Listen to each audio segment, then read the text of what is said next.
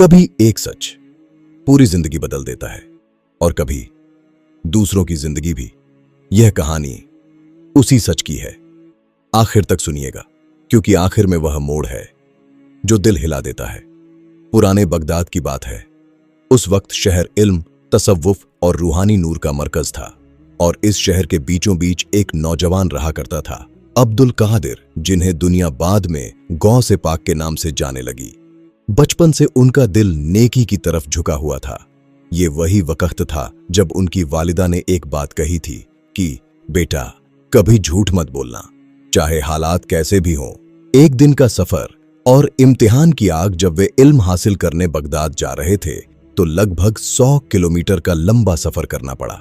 रास्ता वीराना था, लेकिन दिल में खालिस नीयत, अल्लाह की रजा और इल्म का नूर। अचानक झाड़ियों से कुछ डाकू निकल पड़े। उनकी तलवारें चमक रही थीं और चेहरे पर वहशीपन साफ दिख रहा था। एक डाकू ने पूछा, तेरे पास क्या है? अब्दुल कादिर ने कहा, 40 अशरफियां। डाकू हंस पड़ा, ये लड़का पागल है, डरा भी नहीं और सच भी बोलता है। उन्होंने जेब टटोली, वाकई अशरफियां थीं। डाकू हैरत में पड़ गए। ऐ लड़के, तूने सच क्यों बोला? डर नहीं लगा? अब्दुल कादिर ने रोशनी भरी आवाज में कहा, मेरी मां ने वादा लिया था कि झूठ कभी नहीं बोलूंगा। मैं उनके अहद को कैसे तोड़ दूं?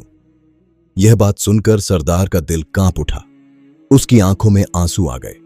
वह बोला, जो लड़का अपनी मां का वादा नहीं तोड़ता, वह इंसान क्या, फरिश्तों को भी शर्मिंदा कर देता है। उसने तलवार जमीन पर फेंक दी। उसकी आंखें नर्म हो गईं। फिर उसने कहा, आज से हम किसी का हक नहीं मारेंगे। तुम्हारी सच्चाई ने मेरी जिंदगी बदल दी। डाकुओं ने सब लूट का सामान वापस कर दिया और गौ से पाक के हाथों तौबा की। यूं उनका सफर सिर्फ इल्म की तरफ नहीं था, बल्कि रूहों को बदलने वाला सफर बन गया।